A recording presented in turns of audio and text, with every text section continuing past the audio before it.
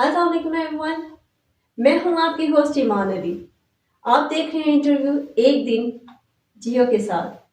تو آئیے چلتے ہیں اپنے پارٹ 2 کی طرف۔ رہتا ہوں، میں چینج نہیں کیا، حالانکہ مجھے کئی حکومتوں نے پرائیویٹلی کہا کہ ہم آپ کو زمین بھی دیتے ہیں، آپ کو مکان بھی دیتے ہیں، یہ بھی فیسلٹی ہے۔ باہر کے ملکوں میں بھی لوگوں نے کہا کہ ہم آپ کو فلیٹ دیتے ہیں، فلانا دیتے ہیں۔ میں نے کہا مجھے ضرورت نہیں ہے، کیونکہ اس کی ایک وجہ ہے کہ آپ دیکھو گے کہ این جی اوز کو لے لو، چلو ہمارے این جی اوز کو لے لو، آپ کبھی یہ پتہ کرو کہ جب انہوں نے شروع کیا کام تو ان کے کتنے مکان تھے اور کتنی گاڑیاں تھیں، اور جن لوگوں کو انہوں نے مدد کرنی ہے ان کے پاس کیا ہے۔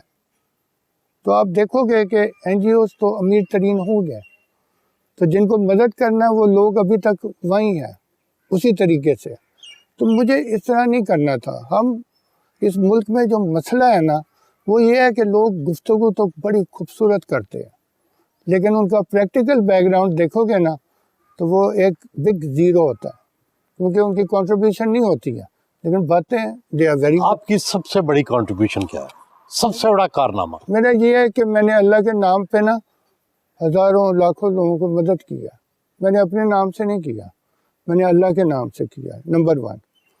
نمبر 2، 94 میں کراچی سے پشاور پیدل چلا تھا، تب وہ اسلامک مشن ہاسپٹل تھا، ٹھیک ہے، اب وہ انڈس ہاسپٹل بن گیا۔ نہیں، اس کے بنانے میں آپ کا کردار تھا، آپ نے کنٹریبیوٹ کیا۔ جی، میں نے اسلامک مشن کو پروموٹ کر رہا تھا، اور ہاسپٹل کو؟ جی، وہ نذیر قادری صاحب آئے تھے، ان کو میں ہیلپ کر رہا تھا۔ تو بینیفٹ یہ تھا کہ جب لوگ پوچھتے تھے کہ وائی اسلامک، تو میں کہتا تھا میں پارسی ہوں، لیکن میں کہتا ہوں کہ اسلام بڑا اچھا مذہب ہے تو اسلامک، تو پھر وہ کمفرٹیبل ہوتے تھے، لیکن وہ ان سے چل نہیں پایا کسی وجہ سے۔ تو آفٹر لاٹ آف ڈسکشن ہم لوگوں نے سوچا کہ باری کو دے دے، ڈاکٹر باری میرے بہت دوست بھی ہیں، بہت عظیم انسان ہے، بہت بڑا کام کیا ہے، تو وہ تو اتنا بڑا ہاسپٹل انہوں نے بنا دیا کہ دنیا میں اس کا شمار ہو سکتا ہے۔ تو اچھا کیا کہ وہ ان کو دے دیا، وہ چلا سکتے، میں پروموٹ کرتا تھا۔ لیکن ساتھ ساتھ میرا جو مشن تھا وہ تھا کہ گھر گھر جا کے، ولیج ولیج جا کے پیدل میں 20 کلومیٹر چلتا تھا روزانہ، دھوپ میں ننگے سر چلتا تھا میں، اور میں ایک قسم کا چلہ کاٹ رہا تھا اپنی ریفائنمنٹ کے لیے، میں اپنے آپ کو ریفائن کر رہا تھا۔ تو میں جا کے دیکھا کہ پاکستان کا اصل مسئلہ کیا ہے۔ تو میں نے پھر سوچا کہ ڈرائنگ روم میں بیٹھ کے، سٹنگ روم میں لوگ پاکستان کی تو برائی بھی کرتے ہیں، سب کچھ کرتے ہیں، لیکن پریکٹیکل کبھی دیکھا نہیں پاکستان۔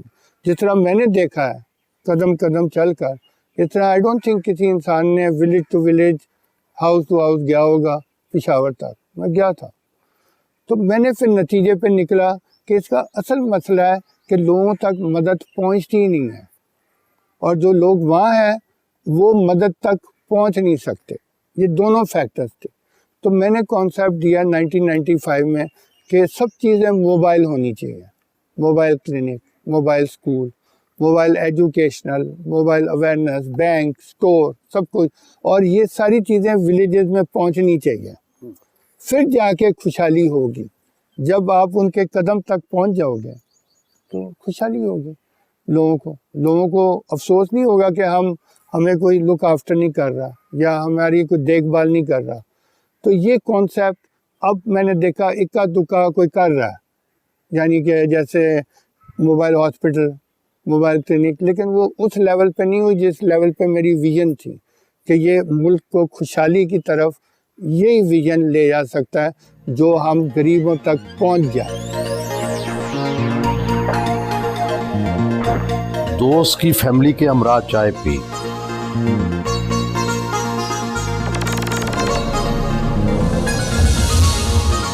سب سے بڑی پینٹنگ آپ کی اور سب سے مشہور پینٹنگ کون سی ہے جس کو لوگوں نے بہت پسند کیا؟ موسٹلی تحریک پاکستان کی جو پینٹنگز تھیں، اور لوگ مجھے اکثر کہتے تھے کہ آپ کا کیا واسطہ 47 سے؟ میں نے کہا آپ صحیح کہتے ہو، میرا واسطہ 47 سے تو نہیں۔ وہ اس لیے تانا مارتے ہوں گے نا کہ پارسی ہیں آپ اور آپ کراچی میں تھے، اور یا مجھے فرق نہیں پڑا۔ صوفی صاحب نے یہی پینٹنگز پہ ہاتھ لگا کے کہا تھا کہ یہ تو اس کی ڈاک کی ٹکٹ بھی نکلی ملینز میں, یہ پرنٹس بھی لاکھوں لوگوں کے پاس پڑے. اس کی وجہ تھی ایک, میں دیکھتا تھا کہ ہمارے لیڈروں کی تو بہت رسپیکٹ کی, ہمارے فاؤنڈر کی, ہمارے سر سید کی, دوسروں کی. وہ بیچارے جو مارے گئے ان کا تو کوئی نام ہی نہیں لے رہا تھا.